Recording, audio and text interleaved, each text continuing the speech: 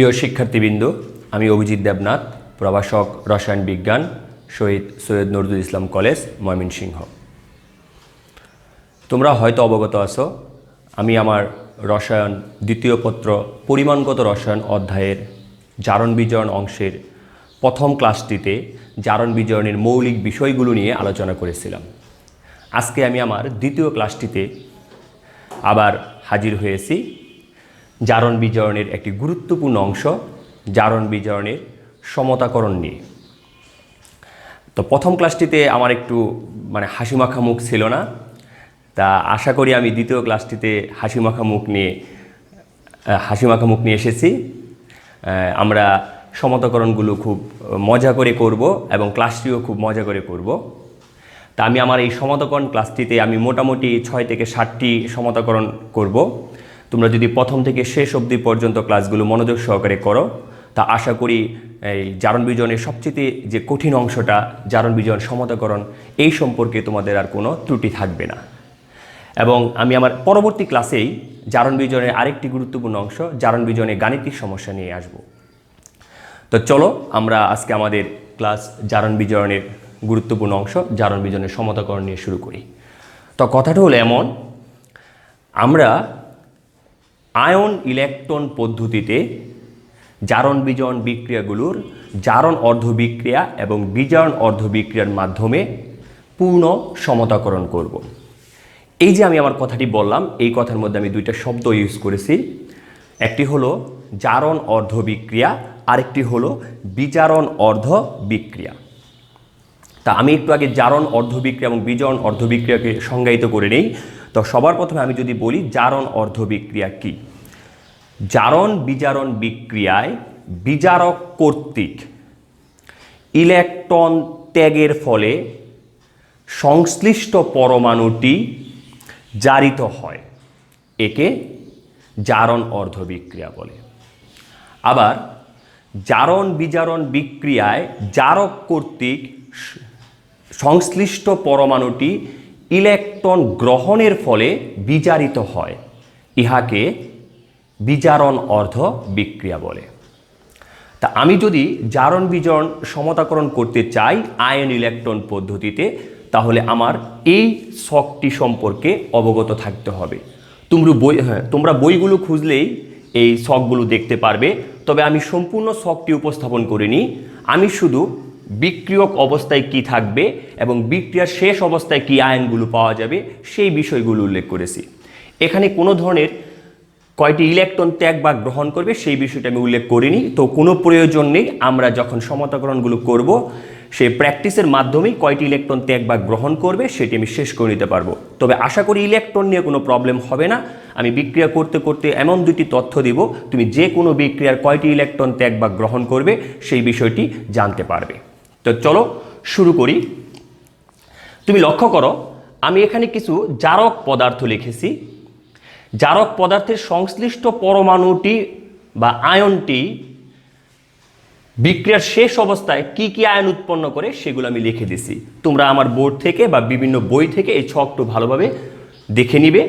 আবার লক্ষ্য করো, বিজারক পদার্থ আমি নিয়েছি। বিজারক পদার্থের সংশ্লিষ্ট পরমাণু বা আয়নটি বিক্রিয়ার শেষ অবস্থায় কি ধরনের আয়নগুলো উৎপন্ন করে সেগুলো আমি লিখে দিয়েছি। যাই হোক, তুমি একটু দেখে নাও। ধরো এখানে আমি পটাশিয়াম পারম্যাঙ্গানেট নিয়েছি অম্লীয় মাধ্যমে। পটাশিয়াম পারম্যাঙ্গানেট জারক পদার্থ, বিক্রিয়ার শেষ অবস্থায় এখানে আমি ম্যাঙ্গানিজ 2+ আয়ন পাবো। একইভাবে আমি পটাশিয়াম ডাইক্রোমেট নিয়েছি জারক পদার্থ হিসেবে অম্লীয় মাধ্যমে, এখানে আমি বিক্রিয়ার শেষ অবস্থায় ক্রোমিয়াম 3+ আয়ন পাবো। তো এইভাবে তুমি সবগুলো দেখে নিবে। আবার এইদিকে লক্ষ্য করো, ধরো আমি এখানে বিজারক পদার্থ নিয়েছি ফেরাস আয়ন, বিক্রিয়ার শেষ অবস্থায় এখানে ফেরিক আয়ন উৎপন্ন করবে। তো এভাবে তুমি ছকটি ভালোভাবে দেখে নিবে। এই ছকটি অবশ্যই তোমার সমতাকরণের ক্ষেত্রে প্রয়োজন পড়বে। তো চলো আমরা শুরু করি কিভাবে জারণ বিজারণ বিক্রিয়া পূর্ণ সমতাকরণ করতে হয়। আমি একটি প্রথমে বিক্রিয়া নিচ্ছি, KMnO4 ফেরাস সালফেট। আমাদের এইচএসসি সিলেবাসে অধিকাংশ বিক্রিয়াগুলোই অম্লীয় মাধ্যমে করা হয়েছে, ক্ষারীয় বা প্রসম মাধ্যম খুব একটি ব্যবহৃত হয়নি। তাই আজকে আমি শুধু অম্লীয় মাধ্যমগুলো নিয়েই বেশি আলোচনা করব। তা আমি এখানে একটি জারক পদার্থ হিসেবে পটাশিয়াম পারম্যাঙ্গানেটকে ব্যবহার করেছি। বিজারক পদার্থ হিসেবে ফেরাস সালফেটকে ব্যবহার করেছি, আর যেহেতু অম্লীয় মাধ্যম বলেছি এর জন্য একটি অম্ল হিসেবে সালফিউরিক অ্যাসিডকে ব্যবহার করেছি।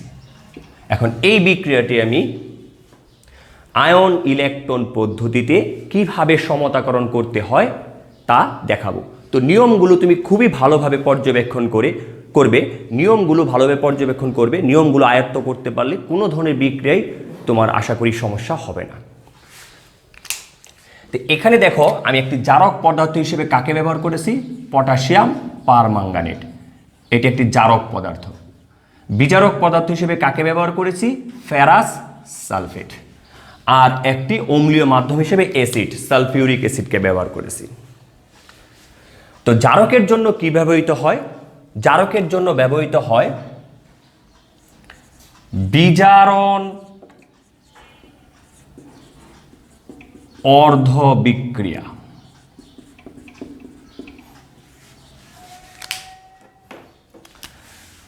দেখো এখানে আমি জারক পদার্থ হিসেবে পটাশিয়াম পারম্যাঙ্গানেটকে ব্যবহার করলাম। এখানে পটাশিয়াম একটি দর্শকায়ন। দর্শকায়ন কারা? যাদের জারণ বা বিজারণ ক্রিয়াগুলো সংঘটিত হয় না, অর্থাৎ জারণ মানের কোনো পরিবর্তন হয় না। তো এখানে আমি পটাশিয়াম দর্শকায়নকে লিখলাম। একটু আগে আমি একটি ছকে উল্লেখ করেছিলাম এই পটাশিয়াম পারম্যাঙ্গানেটের পরিবর্তিত রূপটি কি? অম্লীয় মাধ্যমে ম্যাঙ্গানিজ 2+ আয়ন।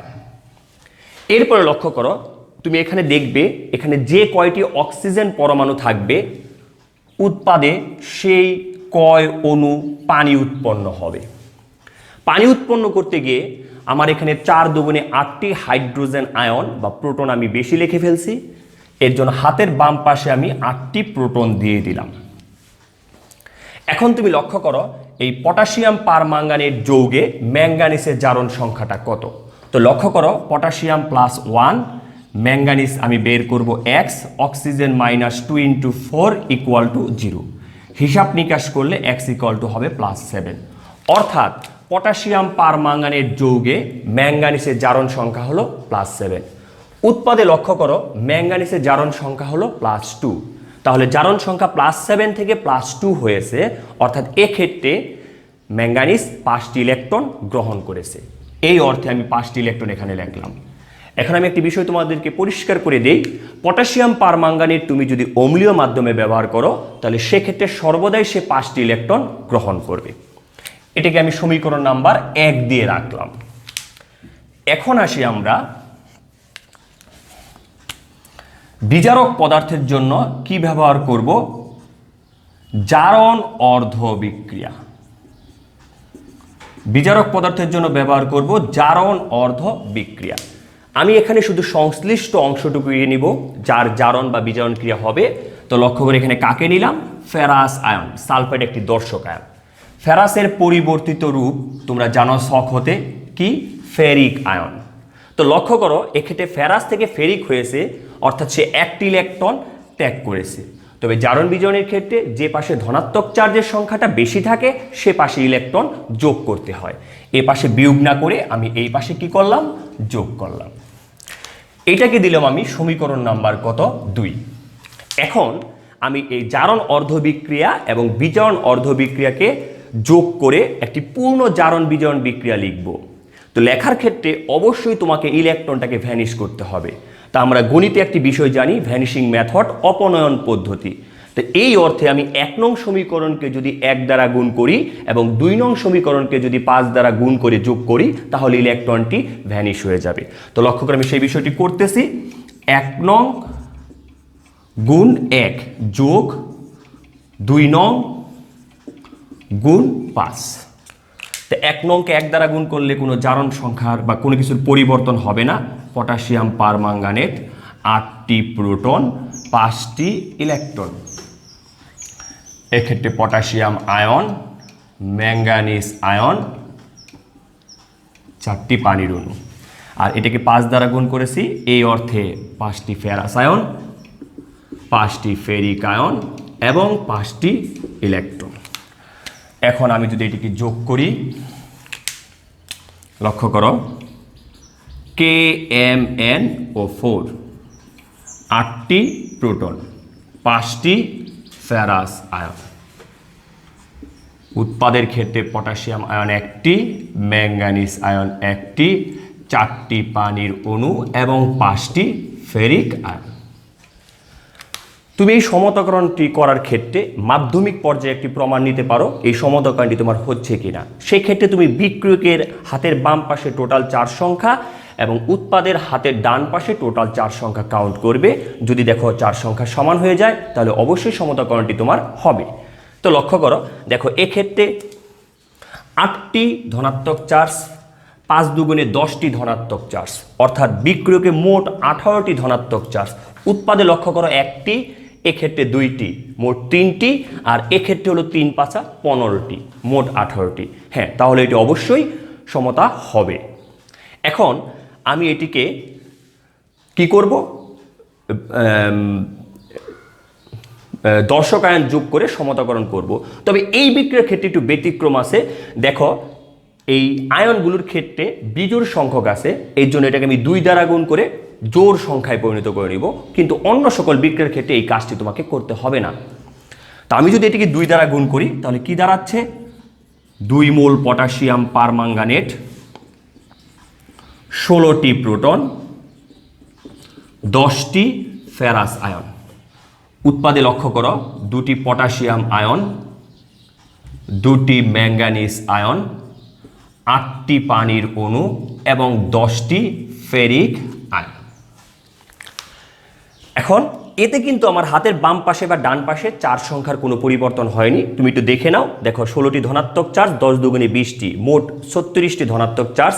এক্ষেত্রে 2টি, 2 দুগুণে 4টি, আর 3 10 হলো 30টি, মোট 36টি রয়েছে। এখন এটাকে আমি দর্শক আয়ন যোগ করে সমতা করব। তো এখানে আমি লিখব প্রয়োজনীয় দর্শক আয়ন যোগ করে সমতাকরণ করে পাই। হ্যাঁ, লক্ষ্য করো এখানে যৌগটি আছে পটাশিয়াম পারম্যাঙ্গানেট, যৌগ অবস্থায় আছে, এক্ষেত্রে কোনো দর্শক আয়ন প্রয়োজন হবে না। তাই সেই অর্থে আমি এখানে 2 মোল পটাশিয়াম পারম্যাঙ্গানেট লিখলাম। এরপর আসো প্রোটন। প্রোটন কে দেয়? অ্যাসিড দেয়। আমি কোন অ্যাসিড নিয়ে কাজ করতেছি? Sulphuric acid. 1 মোল সালফিউরিক অ্যাসিড যদি আয়নিত হয় তাহলে সে 2 মোল বা 2টি প্রোটন দেয় বা 2টি H+ আয়ন দেয়। তাহলে 16টি প্রোটন পাওয়া যাবে 8 মোল বা 8টি সালফিউরিক অ্যাসিড অণু বিয়োজিত হয়ে। আর এক্ষেত্রে দর্শক আয়ন কাকে নিব? সালফেট। 1টি ফেরাস সালফেট বিয়োজিত হলে 1টি ফেরাস আয়ন দেয়, তাহলে 10টি ফেরাস আয়ন পাওয়া যাবে 10টি ফেরাস সালফেট হতে। সমাধি। আর এদিকে লক্ষ্য করবা যতগুলো আয়ন উৎপন্ন হবে প্রতিটি আয়নের সাথে যুক্ত হবে অ্যাসিডের অ্যানায়ন অংশ। অ্যাসিডের অ্যানায়নটিকে সালফেট। তাহলে এই অর্থে এখানে হচ্ছে কি potassium sulphate. 1 mole potassium sulphate আয়নিত হলে 2 মোল পটাশিয়াম আয়নি দিবে। এক্ষেত্রে হবে manganese sulphate. 1 mole manganese sulphate বিয়োজিত হলে 1 মোল ম্যাঙ্গানিজ আয়ন যায়, এর জন্য 2 রাখতে হবে। আর এক্ষেত্রে 8টি পানি। হ্যাঁ, আরেকটি বিষয় লক্ষ্য করো, যদি এখানে আমি যৌগটি ফেরিক সালফেট করতে চাই, তা 1 মোল ফেরিক সালফেট যদি বিয়োজিত হয় তাহলে কিন্তু সে 2 মোল ফেরিক আয়ন দিবে। তাহলে 10 মোল ফেরিক আয়ন আমার পাওয়া যাবে 5 মোল ফেরিক সালফেট বিয়োজিত হয়। এই অর্থে আমি 5 মোল কি লিখলাম? Ferric sulphate. বাস, আমার সমতাকরণটি হয়ে গেছে। হ্যাঁ, লাস্ট পর্যায়ে হয়েছে কিনা আমি আরেকটি প্রুফ বা প্রমাণ নিয়ে নেই। দেখো আমি কিভাবে পরমাণুর সংখ্যাগুলোকে গণনা করি। লক্ষ্য করো এক্ষেত্রে আয়রন কয়টি? 10টি। দেখো আয়রন 10টি আছে। এরপরে তুমি জারক অংশে আসবা। লক্ষ্য করো পটাশিয়াম 2টি, এই দেখো পটাশিয়াম 2টি। ম্যাঙ্গানিজ কয়টি? 2টি, এই দেখো ম্যাঙ্গানিজ 2টি। অক্সিজেন কয়টি? 8টি। এখান থেকে তুমি শুধু পানি উৎপন্ন করছিলে, এক্ষেত্রে পানির ক্ষেত্রে তুমি লক্ষ্য করবা, এই দেখো অক্সিজেন 8টি, ওটি কিন্তু শেষ হয়ে গেল। এতে হাইড্রোজেন হলো কয়টি? 16টি। এই লক্ষ্য করো হাইড্রোজেন কয়টি? 16টি।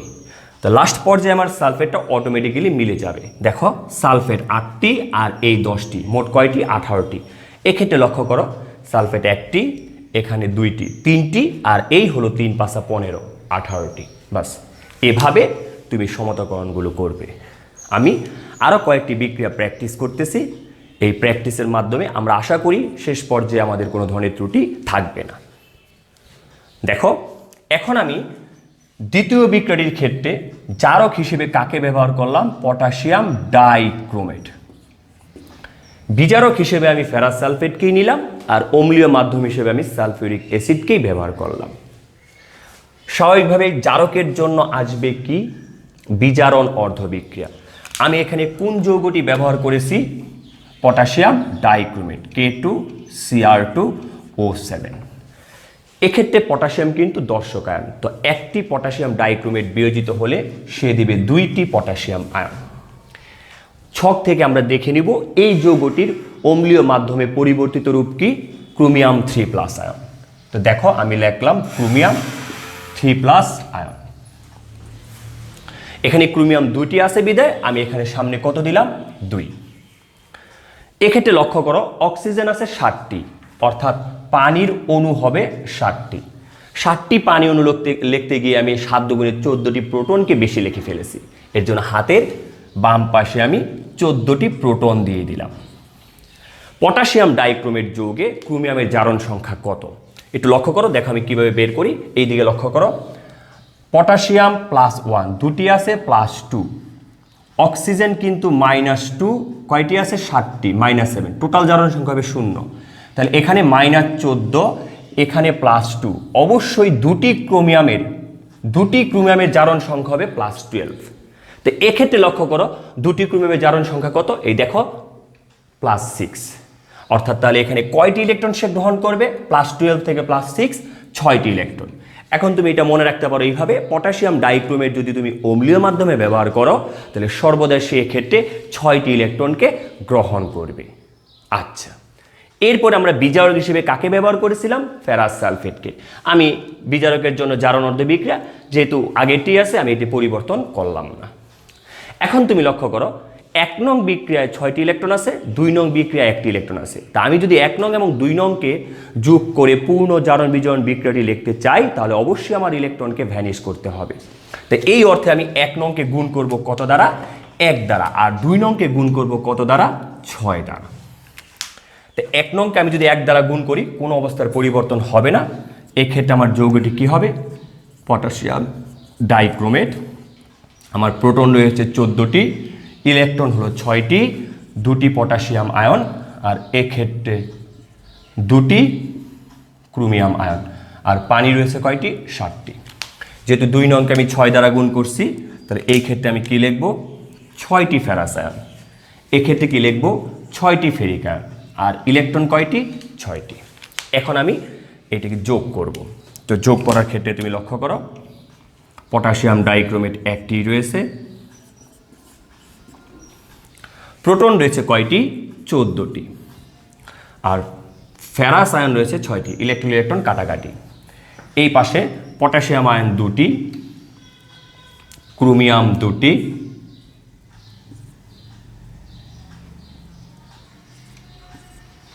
পানির অণু 7টি, আর 6টি হলো ফেরিক আয়ন।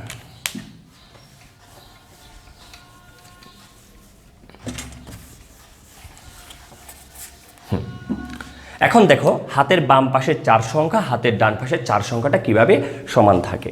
দেখো প্রোটন আসে ধনাত্মক 4 14টি, আর 6 দুগুণে 12টি, মোট কয়টি? 26টি। এখানে দেখো 2টি ধনাত্মক চার্জ, 3 দুগুণে 6 8টি, এই হলো 3 6 18টি, অর্থাৎ কত হলো? 26টি। এভাবে হবে এইটা।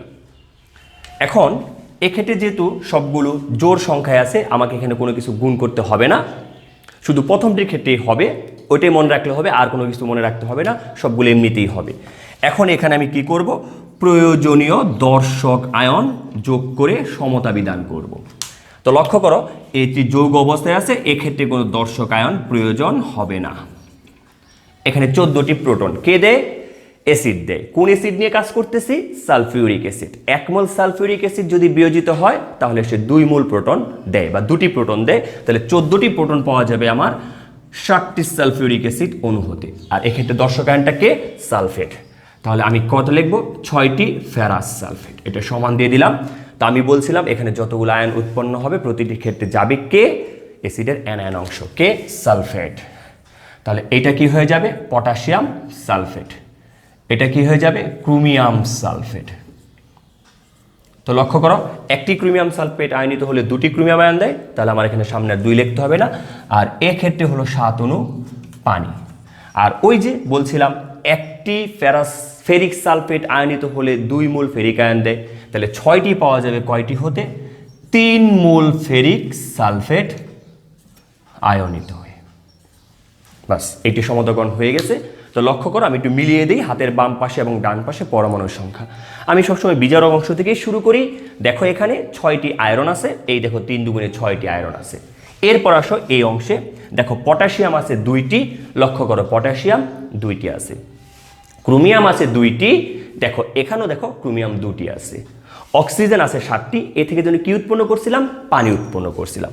এই লক্ষ্য করো, পানির ক্ষেত্রে 7টি অক্সিজেন, ওটি কিন্তু শেষ হয়ে গেল। এতে হাইড্রোজেন হলো কয়টি? 14টি। এই লক্ষ্য করো, হাইড্রোজেন 7 দুগুণে 14টি। লাস্টের সালফেটটা অটোমেটিক্যালি মিলবে, দেখো 7টি সালফেট 6টি সালফেট, মোট কয়টি হলো? 13টি। এই লক্ষ্য করো একটি, এখানে লক্ষ্য করো 3টি, 4টি, আর এই লক্ষ্য করো 3 তিরিক্ষা 9, তাহলে মোট কত হলো? 13টি। বাস, এই বিক্রিয়াটিও আমার কি হয়ে গেল? সমতাকরণ হয়ে গেল। এখন আমি আরেকটি তৃতীয় বিক্রিয়া নিয়ে আসি, কিভাবে করতে হবে।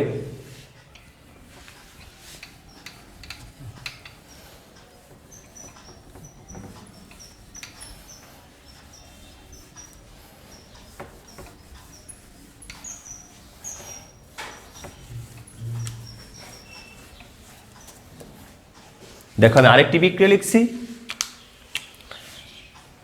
KMnO4 potassium permanganate H2S hydrogen sulphide, এবং অম্লীয় মাধ্যম হিসেবে ব্যবহার করব কাকে? সালফিউরিক অ্যাসিডকে। ঠিক একইভাবেই লক্ষ্য করো, এটা কি? জারক। এটা কি? বিজারক পদার্থ, আর স্বাভাবিকভাবে এটি কি? অ্যাসিড। তো আমার জারকের জন্য কি যেন হয়? বিজারণ অর্ধ বিক্রিয়া। তো আমি যৌগটিকে লিখলাম KMnO4। তুমি ইতিপূর্বেই এই যৌগটি করছো, তা আশা করি এখন কঠিন লাগবে না। এক্ষেত্রে একটি দর্শক আয়ন আছে, কে? পটাশিয়াম। এই লক্ষ্য করো, পটাশিয়াম আয়ন। এই যৌগটির অম্লীয় মাধ্যমের জন্য পরিবর্তিত রূপটা কি বলছিলাম একটু আগে? Manganese 2+ ion. এই লক্ষ্য করো, ম্যাঙ্গানিজ 2+ আয়ন লিখলাম। এই পাশে আমার কয়টি অক্সিজেন? 4টি অক্সিজেন। তাহলে হাতের ডান পাশে আমার 4টি পানির অণু দিতে হবে। এই দেখো পানির অণু দিয়ে দিলাম। এই পানির অণু লিখতে গিয়ে আমার 4 দুগুণে 8টি প্রোটন বা হাইড্রোজেন আয়নকে বেশি লিখতে হয়েছে উৎপাদে, এজন্য আমি বিক্রিয়কে 8টি প্রোটন দিয়ে দিলাম। আমি তোমাকে একটু আগেই বলছিলাম পটাশিয়াম পারম্যাঙ্গানেট যদি আমি জারক হিসেবে ব্যবহার করি অম্লীয় মাধ্যমে, তাহলে সর্বদাই সে কয়টি ইলেকট্রন গ্রহণ করবে? 5টি। নাও, এই আমি 5টি ইলেকট্রন এখানে দিয়ে দিলাম। এখন লক্ষ্য করো, এটাকে আমি সমীকরণ নাম্বার 1 দিয়ে রাখলাম। এখন লক্ষ্য করো, আমি বিজারক হিসেবে কাকে ব্যবহার করতেছি? হাইড্রোজেন সালফাইডকে। তো লক্ষ্য করো, আমি হাইড্রোজেন সালফাইডকে লিখলাম। তাহলে এর জন্য কি হবে? জারণ অর্ধ বিক্রিয়া। জারণ অর্ধ বিক্রিয়া। এখানে যে সংশ্লিষ্ট পরমাণু বা আয়নটির জারণ সংখ্যার পরিবর্তন হবে সেটি হলো সালফার। তাহলে হাইড্রোজেন এখানে কি? দর্শক আয়ন। হাইড্রোজেনকে আমি লিখে দিলাম হাইড্রোজেন আয়ন। তো কয়টি আছে? 2টি, এর জন্য সামনে দিলাম 2। হাইড্রোজেন সালফাইডের পরিবর্তিত রূপটি কি? সালফার। সব থেকে দেখে নেবে।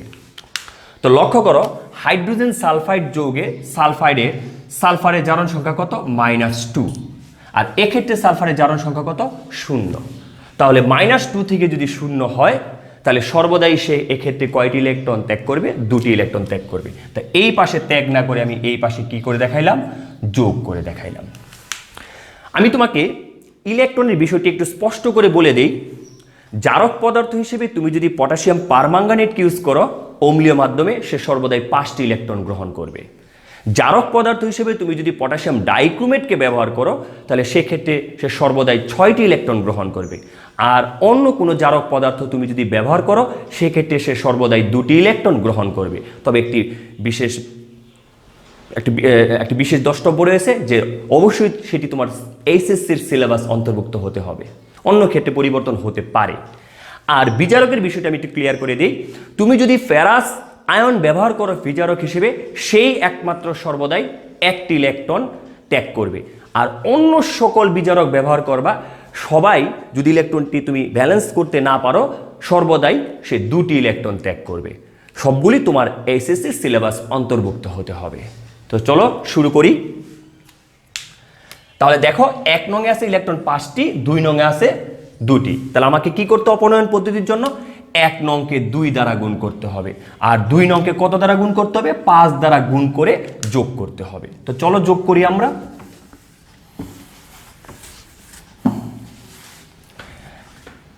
আমি 1 নংকে কত দ্বারা গুণ করছি? 2 দ্বারা। 2 দ্বারা গুণ করলে কি হবে? 2KMnO4। প্রোটন কয়টি হয়ে গেল? 16টি। ইলেকট্রন কয়টি হয়ে গেল? 10টি।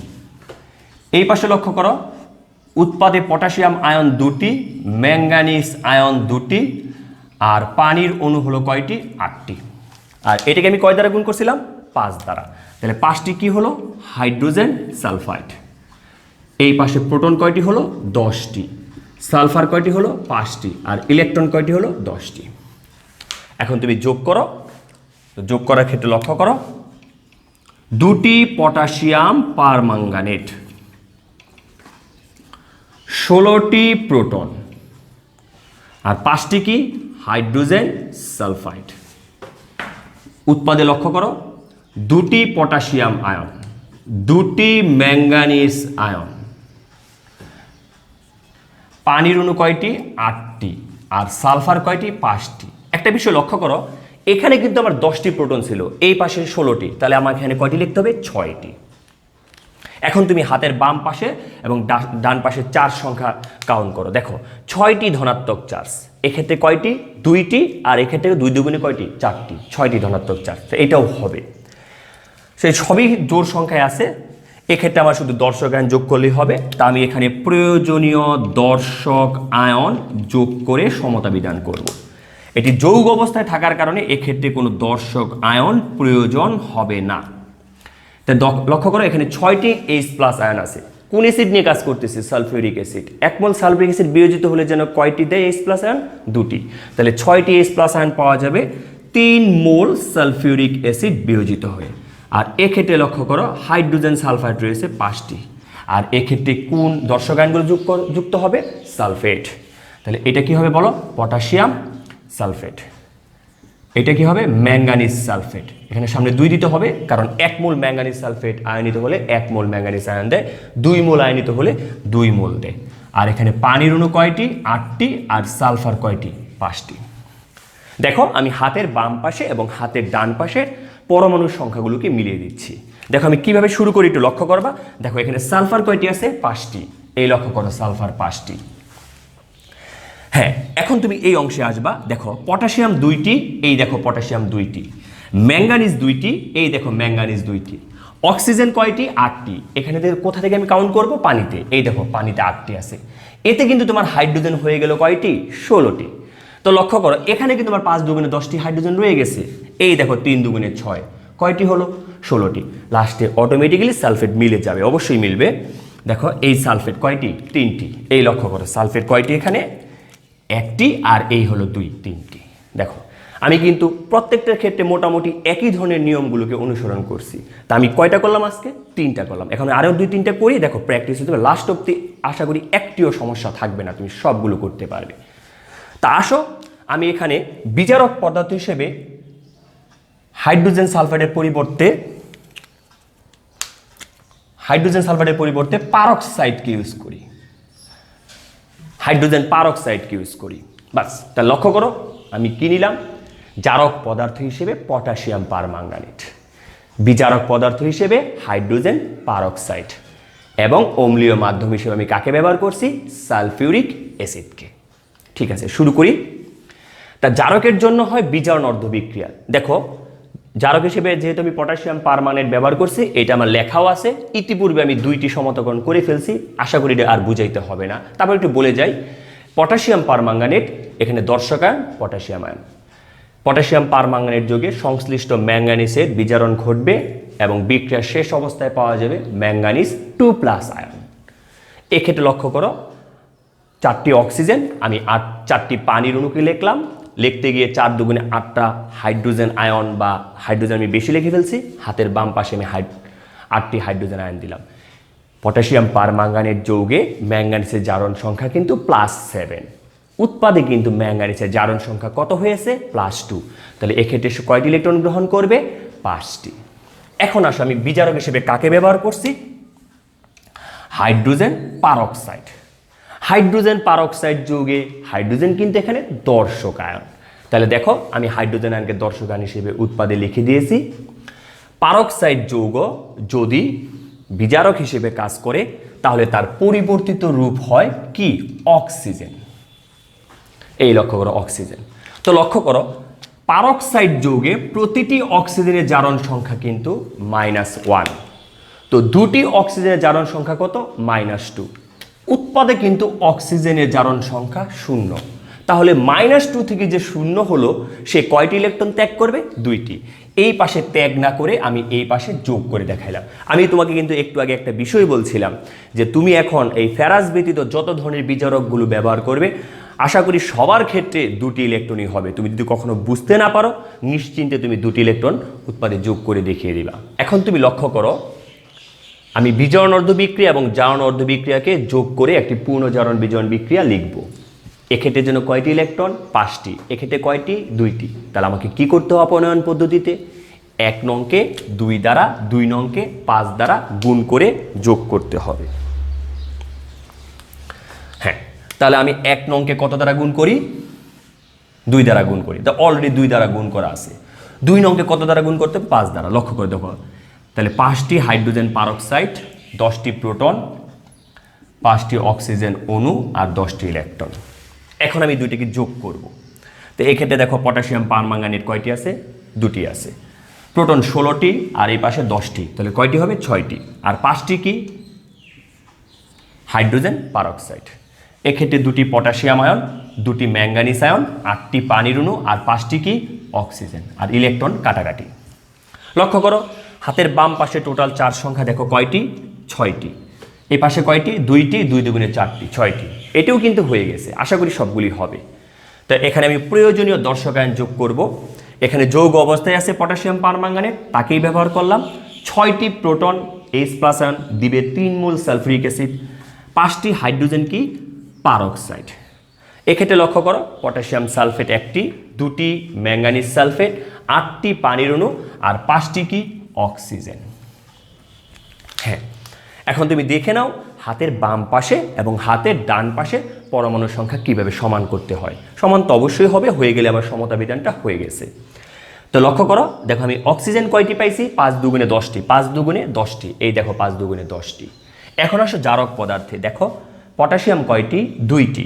এই লক্ষ্য করো পটাশিয়াম 2টি। ম্যাঙ্গানিজ কয়টি? 2টি। এই লক্ষ্য করো ম্যাঙ্গানিজ 2টি। অক্সিজেন কয়টি? 8টি। এই লক্ষ্য করো অক্সিজেন 8টি। হাইড্রোজেন কয়টি হলো? 16টি। এই দেখো 5 দুগুণে 10টি আছে, এই হলো 3 দুগুণে 6, 16টি। লাস্টের সালফেটটি অটোমেটিক্যালি মিলে যাবে। লেখো এই লক্ষ্য করো সালফেট 3টি, এই দেখো এখানে আছে 2টি আর এই হলো 1টি। মোট কয়টি? 6টি। তা আশা করি এখন সমতাকরণগুলো সহজ লাগতেছে। অলরেডি আমরা কয়টি? 4টির মতো করে ফেলছি। তা এখন আসো আমি নতুন আরেকটি সমতাকরণে আসি।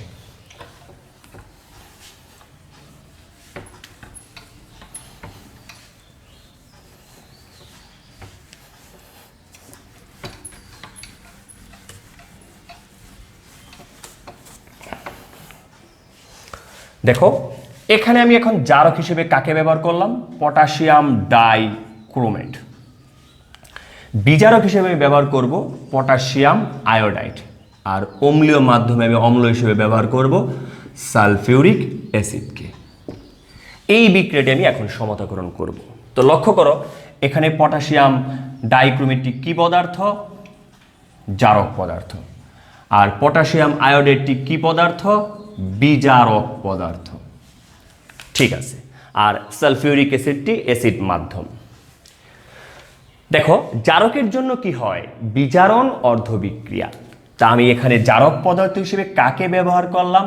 K2Cr2O7 potassium ডাইক্রোমেটকে। আমি অলরেডি কিন্তু এটা একবার করছি। তো এখানে পটাশিয়াম কিন্তু কি আয়ন? দর্শক আয়ন। তা আমি পটাশিয়ামকে লিখে দিলাম পটাশিয়াম আয়ন। কয়টি? 2টি। অম্লীয় মাধ্যমের জন্য পটাশিয়াম ডাইক্রোমেটের পরিবর্তিত রূপটি কি? Chromium 3+ ion.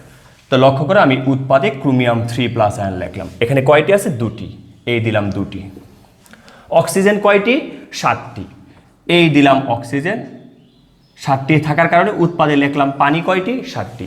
পানি লিখতে গিয়ে 7 দুগুণে 14টি H প্লাস আয়ন আমি উৎপাদে বেশি লিখে ফেলছি, এই জন্য হাতের বাম পাশে আমি কি করলাম 14টি H প্লাস আয়ন দিয়ে দিলাম।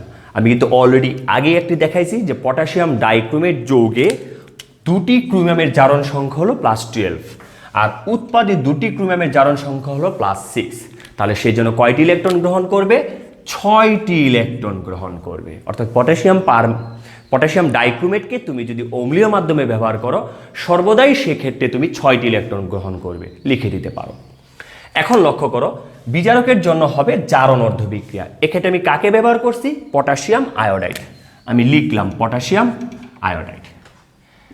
এখানে কিন্তু পটাশিয়ামটি দর্শক আয়ন, তা আমি পটাশিয়াম দর্শক আয়নকে দিয়ে নিলাম। এটার পরিবর্তিত রূপ হলো আয়োডিন I2, এই আমি I2 লিখলাম। দেখো এখানে কিন্তু 2টি আয়োডিন লিখে ফেলছি, এই জন্য আমি বিক্রিয়কের সামনে 2টি দিয়ে দিলাম। তো 2টি দেওয়ার কারণে পটাশিয়ামে কিন্তু 2টি হয়ে গেল, এই জন্য আমি এক্ষেত্রে 2 দিলাম।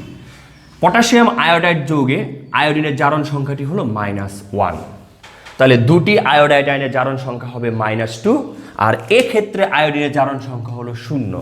তাহলে -2 থেকে কয়টি হলো 0 হলো, তাহলে সে কয়টি ইলেকট্রন ত্যাগ করবে 2টি ইলেকট্রন ত্যাগ করবে। এই পাশে আমি 2টি ইলেকট্রন ত্যাগ না দেখিয়ে এই পাশে 2টি ইলেকট্রন যোগ দেখাইলাম। এখন আমি কি করব বিজারণ অর্ধবিক্রিয়া এবং জারণ অর্ধবিক্রিয়া অর্থাৎ 1 নং এবং 2 নং সমীকরণকে যোগ করব। তো এক্ষেত্রে লক্ষ্য করে 6টি ইলেকট্রন আছে আর এক্ষেত্রে ইলেকট্রন আছে 2টি। তো আমি কি করব 1 নংকে 1 দ্বারাই গুণ করব আর 2 নংকে 6 দ্বারা গুণ করে যোগ করব। তো 1 নংকে আমি 1 দ্বারা গুণ করি, এখানে কোনো পরিবর্তন হবে না, K2Cr2O7 14টি প্রোটন 6টি ইলেকট্রন। উৎপাদে লক্ষ্য করো 2টি পটাশিয়াম আয়ন 2টি ক্রোমিয়াম আয়ন 7 অণু পানি। আর এক্ষেত্রে লক্ষ্য করো পটাশিয়াম আয়োডাইড কয়টি 3 দ্বারা গুণ করার ফলে 6টি। এক্ষেত্রে হলো কয়টি 6টি পটাশিয়াম আয়ন, এক্ষেত্রে 3টি আয়োডিন আর 6টি ইলেকট্রন। এখন এটাকে আমি যদি যোগ করি তাহলে কি দাঁড়াচ্ছে পটাশিয়াম ডাইক্রোমেট 14টি কি প্রোটন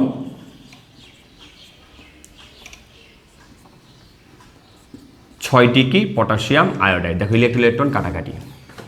আর এই পাশে দাঁড়াচ্ছে 8টি পটাশিয়াম আয়ন 2টি ক্রোমিয়াম আয়ন 7 অণু পানি আর 3টি কি আয়োডিন। দেখো হাতের বাম পাশে 4 সংখ্যা, প্লাসের কয়টি 14টি, এখানে প্লাসের কয়টি হলো 8টি, এখানে প্লাসের কয়টি হলো 3 দুগুণে 6টি, তাহলে কয়টি হলো 14টি। হ্যাঁ এটাও হয়ে গেছে। এখন তুমি এক্ষেত্রে কি করবা প্রয়োজনীয় দর্শক আয়ন যোগ করে সমতাকরণ করবা। তো এক্ষেত্রে যৌগ থাকার কারণে কোনো দর্শক আয়ন প্রয়োজন হবে না। প্রোটন কে দেয় অ্যাসিড দেয়। কোন অ্যাসিড নিয়ে কাজ করতেছি সালফিউরিক অ্যাসিড। একটি সালফিউরিক অ্যাসিড আয়নিত হলে 2টি H প্লাস আয়ন দেয়, তাহলে 14টি পাওয়া যাবে কয়টি থেকে 60টি সালফিউরিক অ্যাসিড হতে। এ পাশে আমি কি পাইছি 6টা পটাশিয়াম আয়োডাইড। এখন লক্ষ্য করো এখানে দর্শক আয়ন কে যুক্ত হবে সালফেট, তাহলে 8টি পটাশিয়াম আয়ন পাওয়া যাবে 4টি পটাশিয়াম সালফেট যৌগ হতে। 2টি ক্রোমিয়াম আয়ন পাওয়া যাবে 1টি ক্রোমিয়াম সালফেট যৌগ হতে। এক্ষেত্রে 7টি পানির অণু আর কয়টি আয়োডিন দেখো 3টি আয়োডিন। দেখো এই পাশে পরমাণুর সংখ্যা কিভাবে সমান হয় লক্ষ্য করো। পটাশিয়াম কয়টি 6টি, সরি আয়োডিন কয়টি 6টি, এই লক্ষ্য করো আয়োডিন 6টি। তো পটাশিয়াম কয়টি হলো 6টি আর এই পাশে 2টি কয়টি 8টি, তো এখানেও দেখো কয়টি 8টি। এরপর লক্ষ্য করো ক্রোমিয়াম 2টি, এই দেখো ক্রোমিয়ামও 2টি। এখানে কি অক্সিজেন 7টি, এটা থেকে যেন আমি কি উৎপন্ন করছি পানি উৎপন্ন করছি, এই দেখো পানি 7টি। এতে কিন্তু হাইড্রোজেন আমার কয়টি হয়ে গেল 7 দুগুণে 14টি, এই লক্ষ্য করো 7 দুগুণে 14টি। সালফেট কয়টি দেখো 7টি, এই লক্ষ্য করো 4টি সালফেট আর এই হলো 3টি সালফেট, মোট কয়টি 7টি। তা আশা করি এখন অনেক সহজ লাগতেছে। আসি আমি পরবর্তী একটি বিক্রিয়ায়।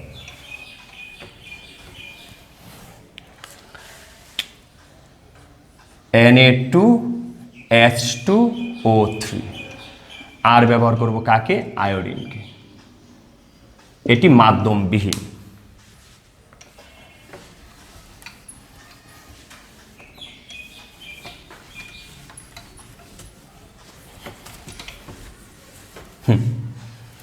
এখানে আমি জারক পদার্থ হিসেবে কাকে ব্যবহার করব?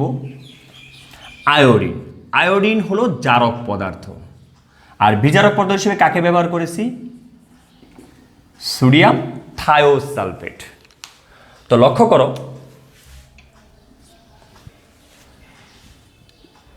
জারকের জন্য কি হয়? বিজারণ অর্ধ বিক্রিয়া। তা আমি জারক পদার্থ নিলাম কি? আয়োডিন। আয়োডিনের পরিবর্তিত রূপ হলো আয়োডাইড। দুইটি আছে বিদায় দুটি দিলাম। এক্ষেত্রে আয়োডিনের জারণ সংখ্যা কিন্তু কত? 0। আর লক্ষ্য করো, এক্ষেত্রে একটি আয়োডিনের জারণ সংখ্যা -1, দুটির ক্ষেত্রে -2। তাহলে এক্ষেত্রে 0, এক্ষেত্রে -2, অর্থাৎ তার কয়টি ইলেকট্রন গ্রহণ করতে হবে? দুটি। আমি কিন্তু তোমাকে একটি কথা বলছিলাম যে আমরা যদি পটাশিয়াম পারম্যাঙ্গানেটকে অম্লীয় মাধ্যমে জারক হিসেবে ব্যবহার করি তাহলে 5টি ইলেকট্রন, পটাশিয়াম ডাইক্রোমেটকে অম্লীয় মাধ্যমে ব্যবহার করলে 6টি ইলেকট্রন, আর অন্য কোনো জারক ব্যবহার করলে 2টি ইলেকট্রন। লক্ষ্য করে যে 2টি ইলেকট্রন। আচ্ছা, এখন আসো জারণ অর্ধ বিক্রিয়া কার জন্য হবে? বিজারক পদার্থের জন্য হবে। এখানে আমি সংশ্লিষ্ট আয়নটিকে লিখে নিলাম H2O3 2- থায়োসালফেট আয়ন। এই যৌগটির পরিবর্তিত রূপ হলো টেট্রাথায়োনেট আয়ন। সালফার 4টি, অক্সিজেন 6টি। এই অর্থে আমি এখানে কত দ্বারা গুণ করছি? 2 দ্বারা গুণ করছি। হ্যাঁ, এখন তুমি লক্ষ্য করো, থায়োসালফেট যৌগে তুমি যদি প্রচলিত নিয়মে করো, এখানে প্রতিটি সালফারের জারণ সংখ্যা হলো +2 করে দেখতে পারো। আমি তোমাকে অলরেডি প্রথম ক্লাসে দেখাইছিলাম।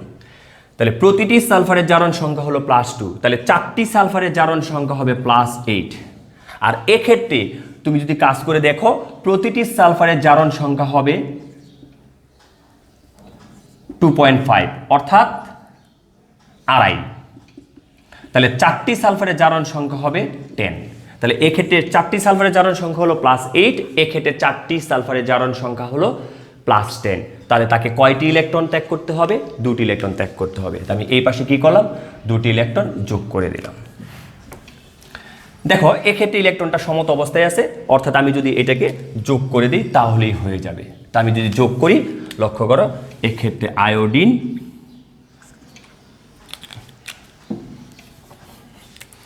এক্ষেত্রে আয়োডিন, 2টি থায়োসালফেট আয়ন, আর উৎপাদিত 2টি আয়োডাইড আয়ন,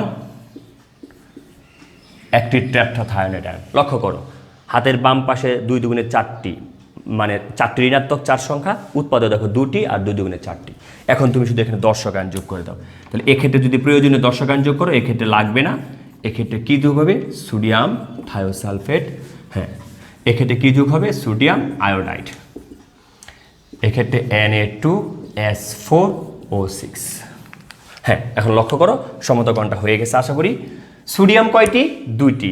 এই সোডিয়াম 2টি। মোট কয়টি? 4টি। এই লক্ষ্য করো, সোডিয়াম 4টি। সালফার কয়টি? 4টি। অক্সিজেন কয়টি? 6টি। এই লক্ষ্য করো, সালফার 4টি, অক্সিজেন 6টি। আর আয়োডিন কয়টি? 2টি। এই লক্ষ্য করো, আয়োডিন কয়টি? 2টি। তো মোটামুটি আমি প্রায় 6টির মতো সমতা বিধান করে ফেলছি। আমি প্রথম থেকে শেষ অবধি একই নিয়মে করার চেষ্টা করছি।